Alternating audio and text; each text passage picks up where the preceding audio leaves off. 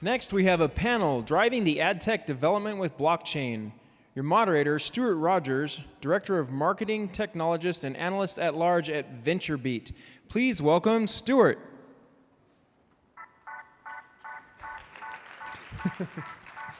KANAWAY YUSINGCO, Founder and Managing Partner at Uniquely Wired. Please welcome KANAWAY.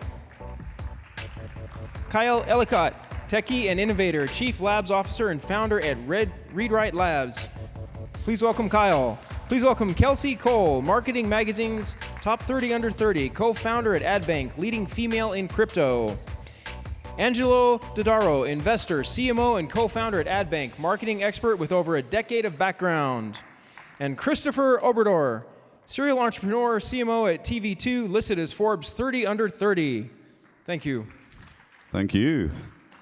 Well, good morning, everybody. I see you are all still alive, which is very, very rare for Vegas. I'm sure you will agree.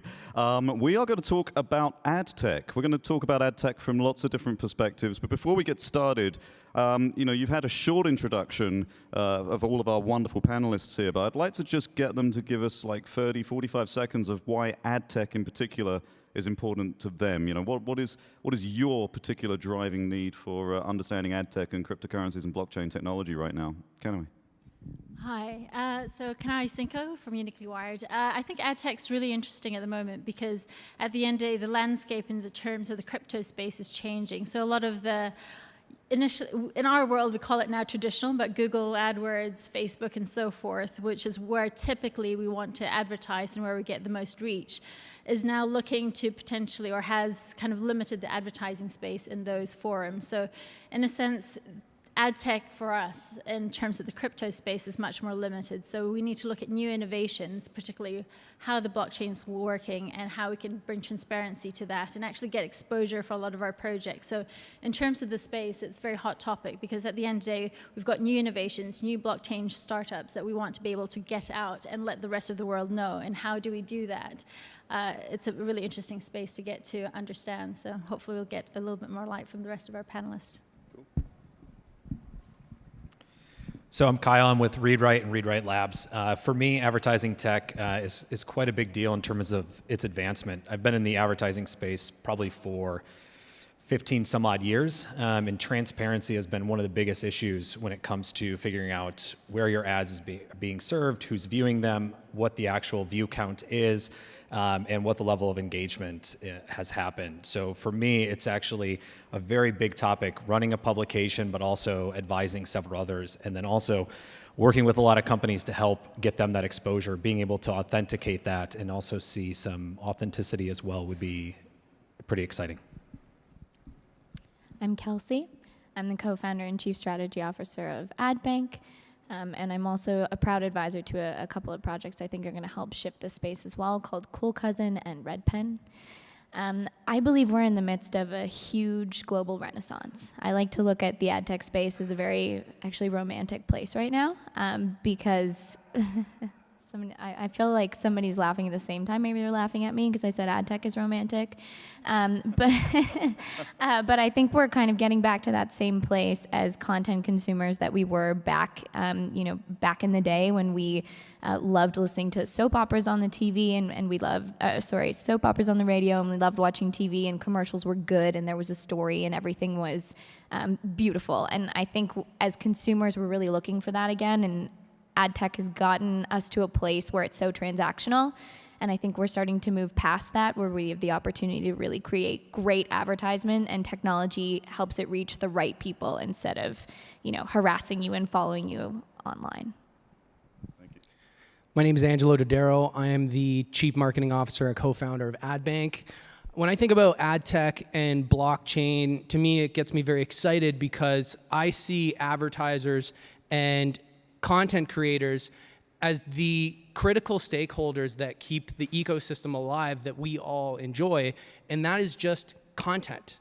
There is a model that has worked for content for over a century now, and that's advertising. So people consume content for free. Advertising helps pay for that. The problem is that that system has become broken, and inefficient with too many middlemen that are clogging it up. And in some cases, some people are estimating that between ad fraud and cuts from middlemen, taking up to 90% of the total advertising spend before it actually reaches the audience. And to me, that's just something that is totally unacceptable when you have the content creators on one hand that are bringing the audience, and you have the advertisers on the other hand that are bringing the money. These are the most valuable people in that supply chain, yet they are the most underserved. And I think blockchain is the best shot that we've ever had to fix that, and that's why I'm very excited about it. Yeah, great point on that, the content side, really cool. So I'm Chris OBEREDER, and I've done like marketing for a while now, and then over the last months did a lot of ICO marketing. And now it's interesting to see that like there needs to be more creativity in marketing, like ICOs or crypto in general. Like we've seen a lot of changes, and the whole space needs to like figure out new ways to market it. And that's always what interests me about marketing. You have to be creative and just try new things. Like if you had something really good, it worked for like 2 months, and then the market shifted, and then you lost your best like advertising channel. So just stay creative in that sense. And yeah, let's get started. All right, so look, some really interesting points here. I want to pick up on one of those immediately. We are saying that 90% of ad spend is currently wasted. And even worse than that, the ad spend that isn't being wasted is being misreported. Many of the networks are actually saying they're getting a conversion because of the way they attribute the advert through to the sale, when in fact they weren't involved in that. They literally were on the screen for a millisecond, and then they've said, that's our sale. Like, how is blockchain going to fix that? Because it's quite clear that we're not going to find the next generation of publications and media unless we can feed their coffers and help them to pay for their writers. And they do that through advertising right now. And with ad blockers as well, we should talk about that. But how are we going to use blockchain to fix these problems? What are the most obvious solutions right now? Well, there's a few different ad tech solutions out there. One that's out there is called the SAT token, for example, where rather than just have a forum where it's an open process or supply chain in terms of advertising spaces, and you have the creative, and then that gets ad served, and then whoever gets an impression or gets a view of that ad, they attribute to an impression. Now with blockchain technology, in essence, which is where the innovation is coming in for ad tech, it allows that transparency where you can actually see where a consumer has interacted with a particular ad, and if they've actually interacted and engaged or clicked or purchased, then that way you're clear, and that's recorded on the blockchain itself to say, okay, we've served that ad, that actual end consumer not only interacted and engaged with it, but went ahead and purchased, and that can then be recorded right through the entire blockchain, and you can then see who are all the parties involved, and it's only the parties that are actually involved that get actually paid. So it's based on action and incentive based on rewards, rather than a pseudo of potential bots that could serve impressions or things like that. It's actually human interactions, human engagement that actually serve a return in terms of the rewards from advertising space, which can then be recorded on the blockchain for that transparency, which is now fundamentally changing the ad tech space. But don't know if you guys have. Yeah, I think also just the fact there are so many players in advertising. So if we think of it from a brand perspective, let's use like a Coca-Cola, one of the biggest brands in the world. They've got an entire marketing team, they've got a digital team, they're working on their planning, but then they have multiple agencies as well that are involved. Somebody that's involved in the creative, they're paying a fee to, somebody who's doing media planning, someone could be doing digital separate for media planning. They're all getting a piece of the pie, but then they have to actually tap in and use ad tech software to run those ads, whether it's Google, Facebook, or even something small like an ad butler or a smaller ad exchange. Everybody's getting a cut along the way. And then one thing we haven't even talked about yet is all those people who wind up on the publisher website who really shouldn't be there. Ad fraud is the #2 most profitable source of organized crime in the world, second only to drugs. So we've got a lot of really shady players that are making a lot of money by faking publisher views. So of that, 90% that's getting wasted along the way, what about the 10% that all of a sudden is bot traffic? We have a huge problem. So blockchain can solve every single piece. You hear about blockchain talked about in supply chain a lot. And a lot of people don't think of supply chain when they think of advertising, but it's one big, massive supply chain with a lot of people who have to get paid along the way. If it can help clean up and cleanse that process and just bring some more accountability and transparency that's immutable, they can't go back and tamper with it and change it, it's going to save a lot of people a lot of money to the tune of billions of dollars. So ad fraud is number 2 to drugs? Yeah. But nobody ever got high on ads. That's a problem. We have to fix that. Maybe you haven't, Stewart. So how do we get the money to the publishers? Because we're not going to find the next big thing unless we can get them paid. And my problem here is that we put all these controls in.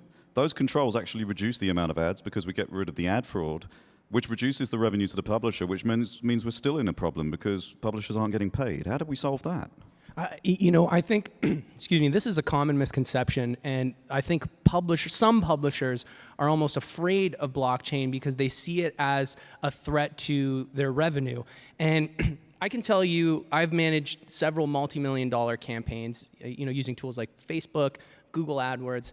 There is not an advertiser on the planet that will tell you to reduce or stop spending money if they're generating a profit. And so what publishers need to understand is that a world where advertisers actually make more for their ad spend is a world where they start spending more money on advertising. So it doesn't actually reduce the amount of profit for the publisher, it will increase it. Now, is it going to increase it overnight? Not necessarily, but by fixing these problems in the supply chain, it aligns the incentives with the key stakeholders, and that's really at the root of the problem. You have greedy middlemen that are taking too much of the money, that are letting ad fraud run rampant, and they have untransparent ecosystems that don't allow anybody to stop it. So, it's the example I always use with ad fraud. How good of a job is a teenager going to do cleaning their room if they know nobody's going to see it? And that's what's happening right now with Google, Facebook, whatever. Insert the blank here.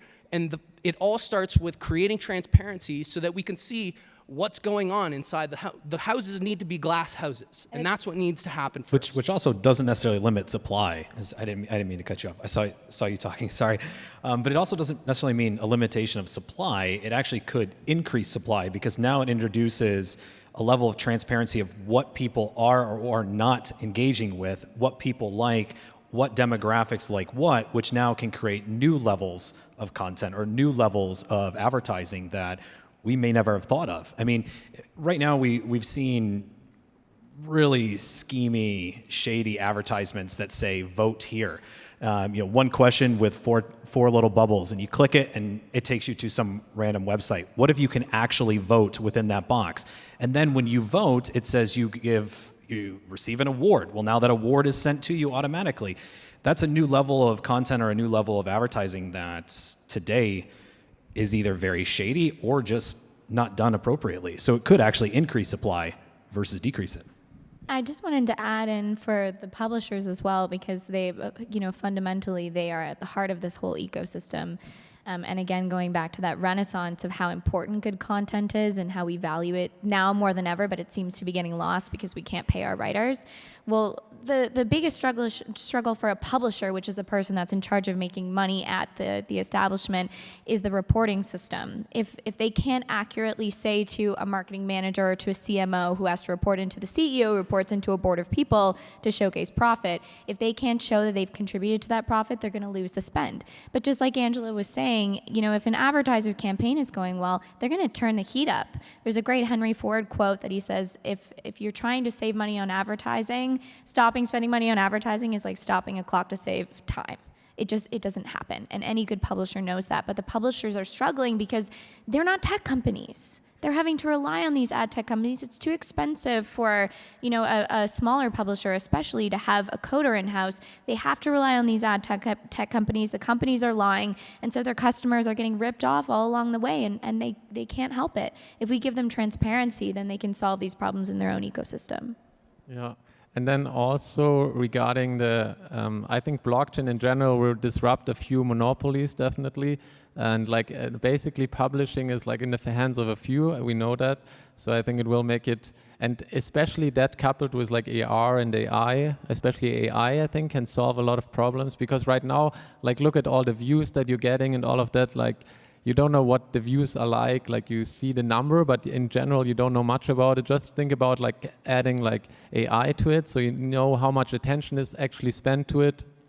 And then if you bring it on the blockchain, make it more like basically, yeah, you can, anyone can follow the process, know what happened and all of that. So I think we're still far away from that. So maybe like 3 years, 5 years, but in general, and the monopolies will try to go against this, of course. So we'll talk it down, and they also have the power to like control kind of the information a bit. So they will try to keep away the information, how actually helpful it could be, and will try to spread information that it's actually not so useful. And yeah, that's my opinion on that. Floodsters. The other good thing, I suppose, that AdTech does, and the addition of blockchain, is the fact that really at the end of the day, because we have now the ability as consumers to own our data, it means that through the blockchain, we can document very visibly and very transparently to say, yes, that we are open to certain types of ads. Yes, we want to be rewarded. Or yes, we want to be incentivized to view certain types of profiles, whether that's travel, whether that's certain financial investments, whatever it might be. But as a consumer, with the blockchain, we're giving a lot more control in terms of the levels of advertising that we're going to get open to. And then that way, also in terms of the revenue, then you're only advertising for any company who's spending money on advertising. It means that your money in terms of advertising spend is actually going to consumers who are saying, yes, we're interested in this. Yes, we want to engage with you in this. And the blockchain allows us to do that by saying, that tick box is clear, it's open, it's transparent, it's recorded. And that way you also, from a consumer perspective, don't have things bombarded at you that you don't want. And also from a company perspective, your revenue is not being wasted on advertising to consumers who haven't wanted to see any of your ads. So it's much more transparent, much more focused, much more relevant. Because I genuinely believe that people think they hate advertising, but they don't hate advertising, they hate bad advertising. I'm sorry about the monopolies, by the way. We do embrace competition, but it's just the way it is. So look, let's change gears a little bit. Obviously, there's a lot of people with blockchain projects. They need to get them funded. They will do some kind of event. It doesn't matter what we're calling it this week. It's an ICO, a TGE, an STO, or whatever. It's always a damn acronym. Can we just get away from that? But what are the practical things that people can do to build their communities, to make sure that they have the relevant number of investors so that they can reach their hard caps? Because we've been strangled in this space recently. I mean, Facebook have done a bit of a flip-flop recently because they're quite clearly, they've bought a company, and they're going to go down the token generation event route at some point. So they've started to switch the funnel back on, because otherwise they can't advertise their own thing, right? But everybody else is still strangling it. What can people do to still promote themselves and build that community using advertising? I'll take that one. So we did our ICO and concluded it in January, and we hit our hard cap 8 days early. And I've spent a lot of time looking at what other projects are doing, analyzing, what was it that really kind of pushed things over the hill. And I think, one of the things that I see projects not do well enough, first of all, their branding it's shit. Like, you go on an ICO website and you can't understand a damn thing about what they're doing. Like, I'm in advertising. There are many projects that are in the advertising blockchain space, and I go there and I don't even know if they know what they're doing. And so that is a huge, huge problem. But when we're talking specifically about advertising, paid ads, it's usually a problem of not spending enough upfront and then having a proper retargeting strategy to keep that audience engaged. Because the thing that you need to remember in advertising that makes it super effective, your messaging is very different to a person that's never heard of you before than it is to somebody who's been on your website. And you have to balance that with different calls to action and different creative that is speaking to those people. And obviously the targeting and the placements in terms of where is that ad going to live, you have to go to the sites and the traffic where there's actually people taking action. So, we've classified what we say is low intent traffic and high intent traffic. We have the world's first blockchain-based ad network specifically for crypto.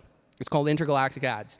And we look at the global campaign performance, and we could see the kind of websites that people are actually taking action on. And there's sites like chart sites, where you can go and see the performance and look at different charts and look at the countdown. Sites like CoinMarketCap, CoinCodex, et cetera.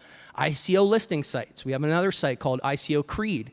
And that is, no surprise, the highest performer on the network in terms of actual conversions.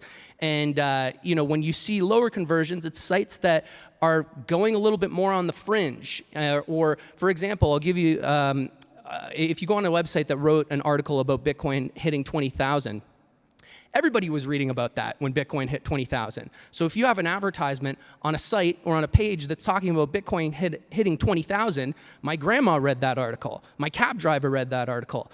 That doesn't mean that those people are actually action takers in the space. So, without getting into the minutia of the creative, which a lot of it is garbage from ICOs, it really is kind of neglecting that balance of quality traffic at the top of the funnel and then having a retargeting strategy. Well, and then if you want to make millions and millions of dollars, you got to look like it.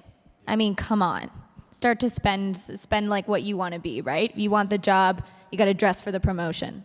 Well, and even taking a couple steps back from Angelo's point, I mean, first and foremost, you have to have a real product. You have to have something that's tangible, something that Yeah, we're assuming that. Yeah, you have a good project. Even though we may be assuming it, we're going to state it for the obvious. Our last panel was way more controversial than we are right now, so let's throw that out there. You got to turn the heat up. You got to have something that's real so that you can build a branding or advertising strategy around it.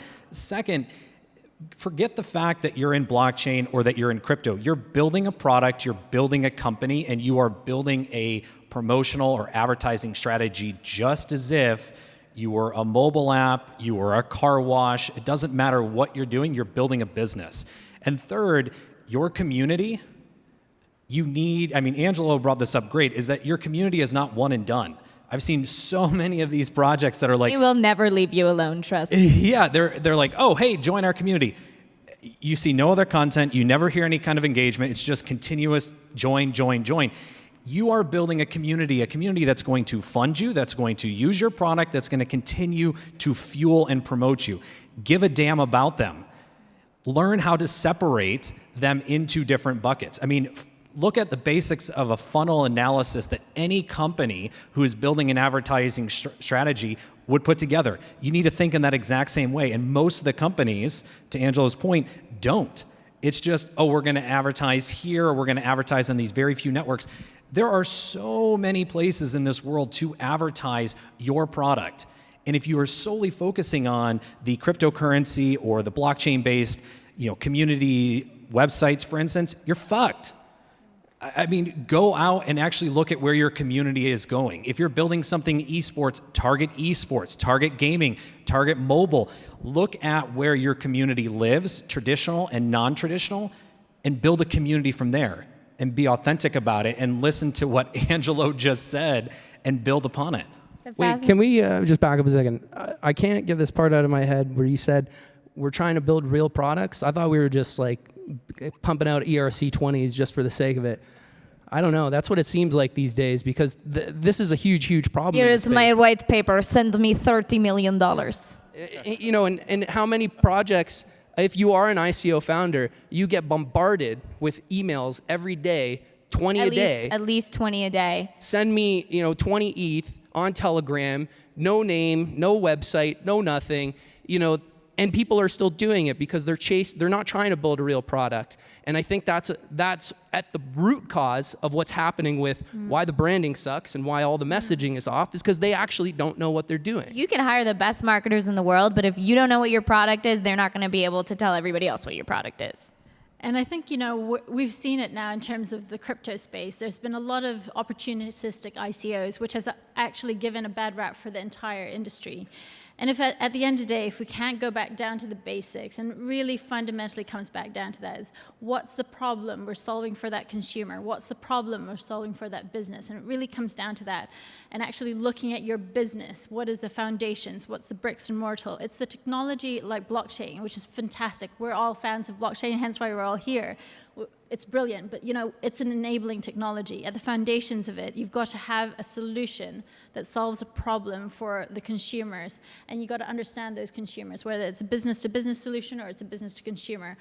Like my co-panelists mentioned here, understand them. Do the foundation basic marketing analysis. Understand your consumers. What do they need? What do they want? How best do you talk to them? How best do you take them on that journey? And if you really want good marketing, get them part of your business. Engage with them. And we talked about this historically, is how do you engage with that community? Get them to be brand ambassadors. Tell them your cause. Tell them your vision. It's got to come from a level of passion. From that passion, then you've got to have the foundations. What are the financials? What are the, roadmaps that you're actually going to build that business on? And then from there, bring everybody on board. Bring your team on board, and use it like another business that you need to get it up and running. And then from there, you can build something great.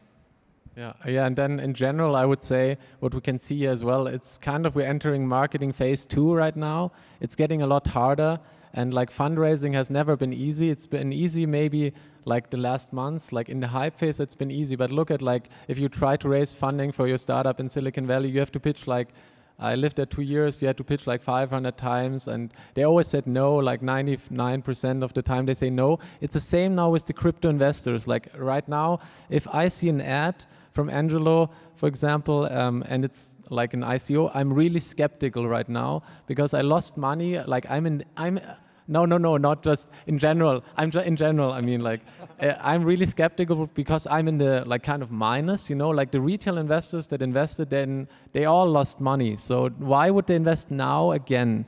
And that's the question you have to answer to them.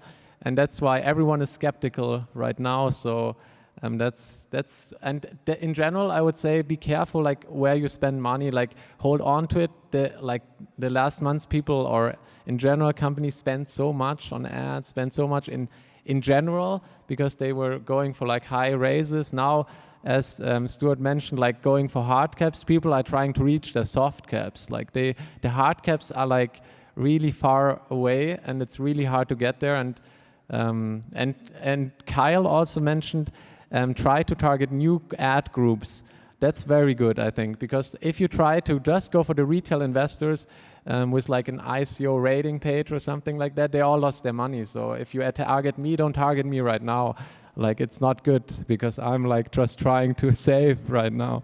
So, but in general, just go for new groups that aren't in crypto yet, and then you might be able to convince them easier. I'm going to object on that because I've seen a lot of different data and different campaigns. It's very hard to get people who aren't in crypto over the hump. Now, they're very interested, but there's so many steps that exist between them being a no-coiner to joining an ICO. And that is a really complex process to navigate. And with the short timelines that ICOs generally exist in, you're better off going for the targeted high-intent traffic and saturating that as much as possible. Any campaign that I've ever seen that was underperforming, it was because they weren't getting enough impressions on their campaign. They just simply weren't spending enough to get in front of enough people. If we're talking about an ICO, these aren't people who are buying a $100 pair of shoes or something. You should be able to afford to spend a few bucks to acquire a contributor. And this is the problem. People aren't spending enough up front, and they're not doing it on the right sites. So if you are targeting things that are a little outside of the crypto niche, that's why you're not succeeding, is because you're going to people that aren't going to take action now. And while it makes sense in theory and totally a great idea logically in any other business scenario to, if you are esports or whatever, to target people in that niche, the reality is that those people, and this is kind of the elephant in the room, is people don't really want to talk about the fact that the outside world from crypto is still dipping their toes, barely dipping their toes. They're cryptoing. Who do I give credit to that? Dylan Sparts. Dylan Sparts, credit to you for cryptoing. Great phrase, when you're tiptoeing into crypto. And these people are very hard to push over the hump. And if you're going to do that right now, if you're trying to convince people that are on the outside looking in crypto, you're screwed. Because they're looking in the news and all they're seeing is doom and gloom. And while that may or may not be the right decision, was it Rothschild that said the best time to buy is when there's blood in the streets? the fact is that most people just don't do that, even if they should. So I just wanted to add that. Sorry, That's interesting. I love it. I love it. Just go for it. And but in general, right now everyone is pulling back out of altcoins. So like if you have an ICO, like right now people are just trying to save their money in like Bitcoin and basically the kind of safe haven. So you lost so much. Guess who's waiting in the wings though? Oh yeah. Wall Street. Oh yeah. Like hopefully the ETF is approved soon. Then it will all change, of course. But right now, it's in general, it's very difficult to market it, and you have to be very creative. Definitely, I think there's a few people who are saying our ads are better now than they were in January, of course. And the conversion in January was crazy for ads, of course. So yeah, you just needed to get in front of people, and they would invest. So these times right now, it's not the same. Yeah. So look, we want to leave a little bit of time for any questions from the audience, but I've got a hypothesis for you, and this is something that's been bugging me. In the traditional marketing technology world, we are able to have hundreds of advertising technology solutions to help us do this stuff, right? To help us get out there. And they can all coexist, and everyone's got offices and staff and cars, probably not Lambos, but they've got cars.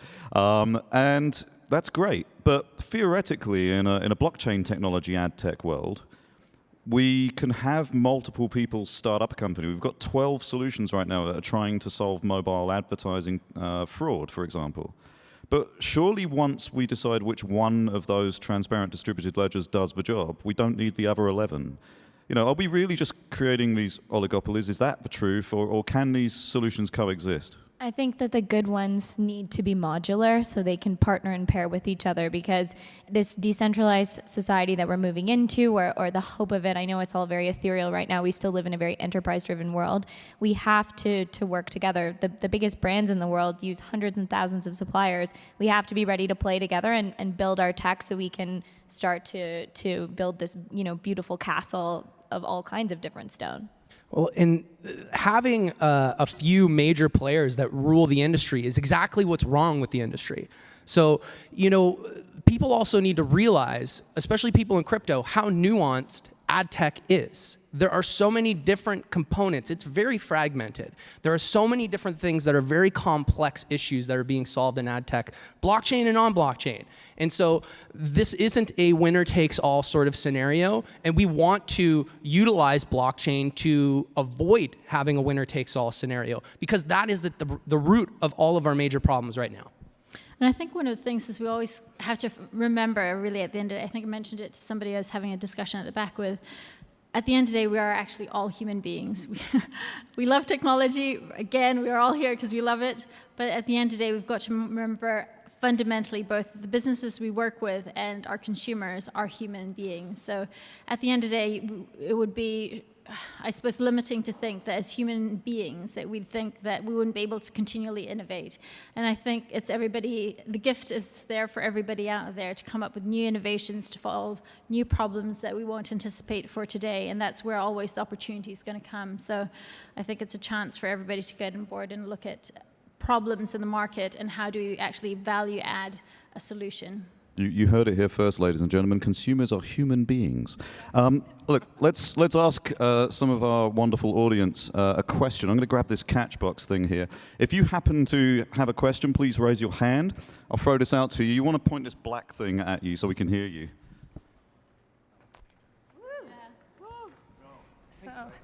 Hi, I'm Melanie Moore. I'm the founder and CEO of WOM-Token.io. So we are a new marketing protocol and, in a way, tokenizing mindshare. Self-sovereign marketing is what we are calling it. And I think I have a problem with all the AdTech and now also all the AdTech moving into blockchain. That they are not trying to tackle the real cause of all the AdTech that had to evolve, and it is no one wants to see advertisement anymore. Advertisement is a concept coming out of the 50s, 60s, 70s when TV was on the rise. And saying that, yeah, we would watch good advertisement, I'm doubting this. Bullshit. I'm seeing that a lot of teenagers, we have a social commerce platform used by lots of teenagers, The attention span is shrinking, and what were the ad blockers of millennials? They were the first who installed ad blockers, but teenagers have kind of ad blockers already pre-installed in their head. They have it in their DNA, they have the swipe finger, they are detecting brand messages, even brand messages that are coming now across like content through content marketing. And even influencer marketing is having a problem in the future because all these prepaid posts, they sense honest content, especially the teenagers, so-called Gen Z. And so we only have a minute. We just got 1 minute. What's the so question? Let's let you So weigh the in. question is, again, you know, why do we focus so much on AdTech, you know? So- why don't we focus? I mean, this is what Give we are him a trying chance to answer, because we've only got So a minute. You said a lot, and I think we've actually all challenged exactly what you just said. So first off, people do want to see advertising. In most cases, they want to see advertisements they want to see. The reason you're hearing this feedback is, and the reason it could be broken to your words, is that people are tired of being bombarded with stuff they don't want, or clickbait, or stuff that does not relate to them. And when it comes to influencer marketing is actually an enormous business. You look at Asia, the majority of advertisements and buying is driven through KOLs, driven through actual influencers. People, including millennials, who you just mentioned, are actually looking to influencers to drive their buying decisions. We as humans are tired of being served stuff that we don't want, and we want to see things that we do, which is why the conversation here is talking about blockchain and being able to give transparency, be able to understand who's engaging or what people want to engage with, versus just splattering everybody with everything. Advertising is necessary to discover new innovation as well.